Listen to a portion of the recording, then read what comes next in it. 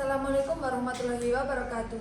Hai teman-teman, kembali lagi di podcastnya Area Administrasi Publik Umsida. Oh ya, kenalin nih, aku Sylvia Nurdiana selaku host untuk podcast hari ini. Kali ini kita kedatangan tamu yang tidak kalah spesialnya dan menarik dari tamu-tamu yang sebelumnya. Nah, narasumber kali ini merupakan Mbak Sofi yang sekarang bekerja sebagai notaris di bagian pertanahan atau agraria. Sebelum bahas kerjaannya Mbak Sofi nih, kita flashback ke masalah zaman-zaman perkuliahan dulu. Untuk Mbak Sofi ini ambil kuliah pagi atau malam, Mbak? Aku sendiri sih ngambil malam, soalnya paginya kan aku kerja. Oh, berarti paginya kerja di mana, Mbak? Itu tadi di notaris bagian pertanahan atau agraria sih. Oh, berarti sampai saat ini tetap kerjanya? Mulai awal kuliah sampai udah lulus sampai sekarang sih masih tetap di situ. Oh, udah lama ya teman-teman. Selama kuliah nih, Mbaknya pernah mengikuti kegiatan apa aja gitu? Masa-masa kuliah yang nggak pernah dilupain itu ada beberapa hal sih, soalnya kan di kuliah sendiri aku juga orangnya nggak bisa diem. Di kuliah sendiri aku aktif gitu, Mbak ya? Iya, nggak hiperaktif tapi cuma aktif aja. Iya. Dulu aku ikut hima, kebetulan hima itu dulu aku jadi sekretaris sih, tapi sekretaris 2 gitu. Sebelumnya juga pernah ikut acara temu admi sih sama teman-teman, ikut mewakili Umsida sana sih kayak gitu. Setelah itu ya udah sih, masa perkuliahan ya kayak umumnya aja ya, kuliah yang apa itu selesai kuliah enggak kayak gitu. Dulu cara bagi waktunya antara kerja dan kuliah itu gimana, Mbak? Alhamdulillahnya sih kalau di kerjaanku sendiri itu agak fleksibel ya waktunya. Jadi kalau misalnya kita dari awal itu ada perjanjian sama itu pimpinannya.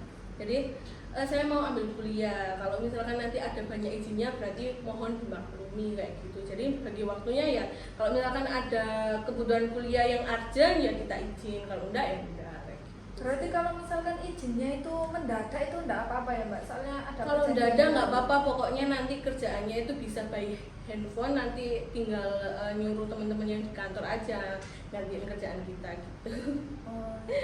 Kita bahas ke pekerjaannya aja ya, Mbak, untuk saat ini. Apa hubungannya gitu ya antara pekerjaan sama perkuliahan saat ini? Beberapa hal sih emang agak sedikit nggak nyambung kalau kita bicara soal notarisnya, itu nggak nyambung kalau misalkan administrasi publik. Soalnya administrasi publik kan kebanyakan itu kayak pemerintahan kayak gitu. Kalau notaris sendiri kan basicnya memang ke hukum, bagaimana caranya ke hukum itu tadi, legalitasnya dan lain-lain. Tapi ada beberapa hal yang menurut saya sih agak sedikit nyambung ya. Soalnya saya sendiri itu di bagian pertanahan dan beberapa hal seperti perizinan dan lain-lainnya itu sedikit banyak sudah paham di situnya. Jadi keterkaitan antara waktu kuliah sama sekarang itu banyak keterkaitannya. Soalnya kita harus paham betul bagaimana cara administrasi negara itu. Kayak misalkan di pertanahan kan pastinya administrasinya pertanahan itu apa aja, itu kan termasuk di soalnya kan ada materi tentang agraria pertanahan. Banyak sih kalau materi-materi soal kuliah sama soal kerjaan itu banyak. Contohnya kayak perpajakan, pasti kan kalau kuliah kita kan ada perpajakan. Nah iya, terus agraria, terus nanti soal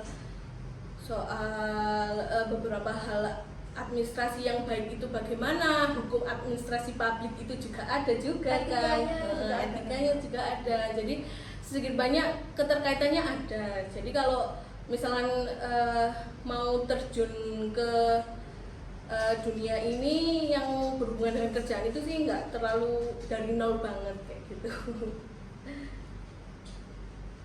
Untuk biasanya ini yang di pekerjaan itu yang diurus apa aja, Mbak?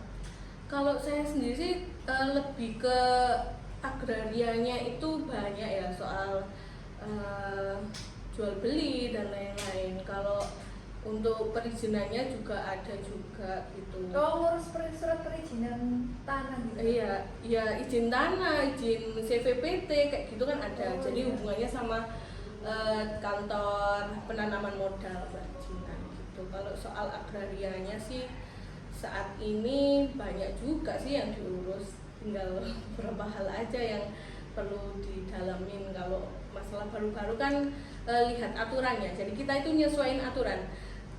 Masuk lagi ke kebijakan publik, antara pajak sama kebijakan publik itu kan saling berhubungan. Jadi kita kalau pajak itu nggak bisa misalkan tahun ini acuannya tahun ini terus itu nggak bisa. Oh, berarti kalau misalnya pajaknya itu tahun kemarin harus mengikuti tahun ini gitu dong, Pak? Enggak, maksudnya itu kebijakan publik sama aturan perpajakan itu kan saling berhubungan. Oh. Jadi kita kalau soal perpajakan atau kebijakan publik itu pastinya mengikuti zaman. Jadi belajarnya itu harus terus, nggak bisa kayak rumus matematika yang paten gitu. Jadi belajarnya terus menerus, nggak bisa paten kayak gitu. Soalnya kan kebijakan publik pasti seiring waktu bakalan berubah mengikuti ada zaman. pembaruan. Ya benar. Untuk permasalahan saat ini yang lagi tren apa Mbak terkait tanah gitu? Kalau lagi tren sekarang ini itu di Sidoarjo persoalan zona tanah sama kayak kafling kayak gitu kan banyak sekarang di Sidoarjo itu kan tata kotanya itu banyak yang semeraut lah istilahnya.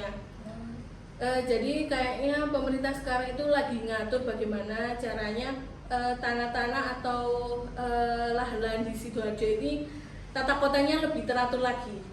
Kan misalkan kalau ada rumah tapi nggak ada jalannya kayak gitu kan banyak permasalahan kayak gitu. Biasanya di gang-gang gitu Mbak ya? Ya kalau sekarang sih ada beberapa hal peraturan yang baru juga. Jadi kalau dulu mau ngafling itu orang-orang itu mencah-mencah tanah itu gampang gitu. Kalau sekarang lebih diperketat, harus ada aturan, harus ada izin tapak kapling kayak gitu. Terus dilihat dulu zonanya ini zona sawah, industri atau lain-lainnya kayak gitu. Soalnya kan banyak juga yang orang-orang dulu itu syukur itu Bangun. Iya, syukur bangun kayak gitu kan. Jadinya kan pemerintahnya juga bingung kok jadi semerawut gini tata kotanya. Jadi kan harus dilihatkan dulu. Sekarang itu kalau misalkan tanahnya itu tanah sawah yang dilindungi, itu otomatis nggak bisa dirubah peruntukannya. Tapi ada beberapa hal yang bisa dirubah sih. Tapi dilihat dulu lingkungannya. Oh, di situ ada banyak pemukiman, terus zona hijaunya itu dipindah di mana dan lain-lain. Mungkin itu jadi pertimbangan. Tapi ya perlu keputusan bupati sih sekarang. Kalau yang kemarin-kemarin itu aturannya masih belum jelas ya. Sampai sekarang sih belum. Cuma ya itu tadi sih beberapa hal yang perlu ditangani bupati. Ya perlu ditanganin, soalnya kan berkaitan dengan tata kota juga. Tapi kalau masyarakatnya dipersulit dengan banyak aturan juga ya masyarakat bingung juga. Soalnya kan beberapa hal kalau misalkan tanahnya nggak bisa diginiin soalnya gini terus akhirnya nggak bisa dijual kan kasihan juga orangnya kayak gitu. Mungkin ada solusi untuk menggantikan permasalahan itu. Misalkan ada masalah A digantikan dengan pertek lain-lainnya biar bisa dijual. Tapi kadang kan masyarakat itu nggak mau, soalnya itu kan udah dari dulu tempatnya, kalau digusur itu kan nggak mau gitu kan Mbak kadang. Kalau pemerintah sendiri itu nggak asal gusur ya, soalnya kan beberapa hal itu harus dilihat. Dilihat dulu petanya. Peta yang ini itu termasuk tanah bukan tanahnya mereka, jadi tanah ini termasuk zona itu sepadan. Berarti kan bukan haknya mereka, itu haknya pemerintah. Kenapa kok tanah sempadan itu dibuat rumah? Berarti kan udah menyalahi aturan kayak gitu. Kalau digusurnya ya itu benar pemerintah. Kalau misalkan itu benar-benar tanah sungai kayak gitu istilahnya. Sepadan kan sama aja kayak tanah sungai. Itu sih. Tapi kadang itu Mbak punya akta tanah kayak di Jakarta atau di mana itu loh Mbak, yang Pertamina, yang tanahnya Pertamina itu loh kan warganya itu punya akta tanah. Jadi kalau Pertamina itu beda sendiri. Kebetulan kan di kantor itu ada beberapa hal Pertamina itu ngurus di kita, jadi pembebasan lahan kayak gitu. Kalau di kasusnya di Jakarta itu bukan karena mereka punya tanah dan punya aktenya, jadi itu salahnya Pertamina atau bagaimana, enggak. Kalau saya lihat sih, karena kesalahannya itu mereka itu sudah disuruh pergi tapi nggak mau pergi, soalnya kan kilang minyak ya itu. Iya. Kilang minyaknya itu udah sesuai aturan berapa meter dari pemukiman seharusnya, tapi para warga itu Mencari tempat dempet. nah iya bener, jadi kan bukan salah mereka juga, mereka kan mau bikin itu kan pasti ada izin lain-lainnya. Orang di sini aja kan Pertamina beli tanahnya itu buat rumah dinas, itu pun izinnya ribet, harus lihat zonanya, harus sesuai apa enggak dan lain-lain, enggak asal langsung beli langsung dibayar langsung jadi miliknya gitu, enggak. Jadi sekelilingnya diperhatikan juga gitu. Pemerintah juga enggak asal langsung beli dan lain-lain gitu juga, banyak tahapannya harus dilalui. Kalau bicara tentang tanah ini kan ada Mbak, tanah absante atau sawah yang saat ini tuh digunakan buat perumahan, itu gimana Mbak? Kalau tanah absente, kita bicara soal tanah absente berarti kan sawah.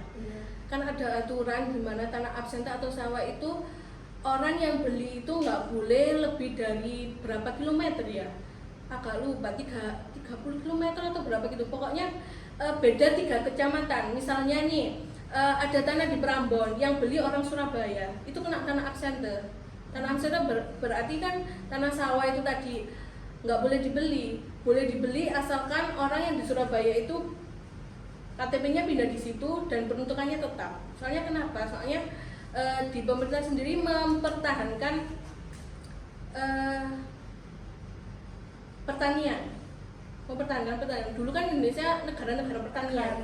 Nah, makanya itu ada beberapa hal supaya peruntukannya ini nggak berubah. Yang tadinya sawah berubah jadi perumahan.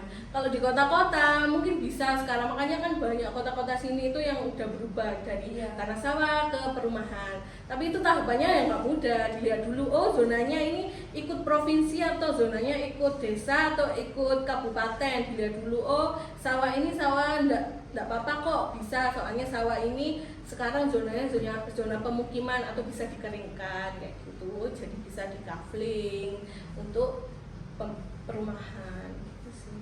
Jadi gitu sih soal pertanahan, gitu aja sih yang sekarang lagi happening itu kan.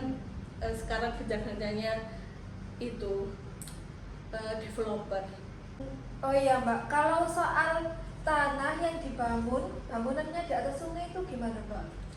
Kalau soal bangunannya yang di atas sungai, sebenarnya itu nggak boleh. Karena apa? Karena sungai itu biasanya jarak antara sungai ke bangunan tanah sendiri itu kurang lebih 6 meter. Jadi misalkan ya ini sungai, ini harus ada 6 meter baru ini bangunan. Kalau misalkan di atas ini berarti itu kan udah menyalahi aturan. Sepadannya terganggu, karena itu mungkin bisa jadi sungai nanti kesumbat dan lain-lain kayak gitu. Jadi sebenarnya nggak boleh. Kalau misalnya nanti suatu saat digusur sama pemerintah, ya itu haknya pemerintah, soalnya itu emang tanah untuk sungai kayak gitu sih. Oh iya, terakhir nih Mbak, kesan dan pesan nih buat teman-teman AP maupun teman-teman dari prodi lain yang nonton video ini Mbak. Untuk kesan dan pesannya sendiri, tetap semangat guys. Habis pandemi kita harus grow up, harus bisa cari cuan yang banyak.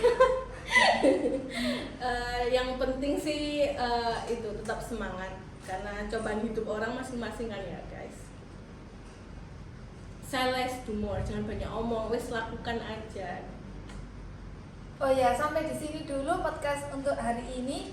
Jangan lupa like, comment, share, and subscribe. See you.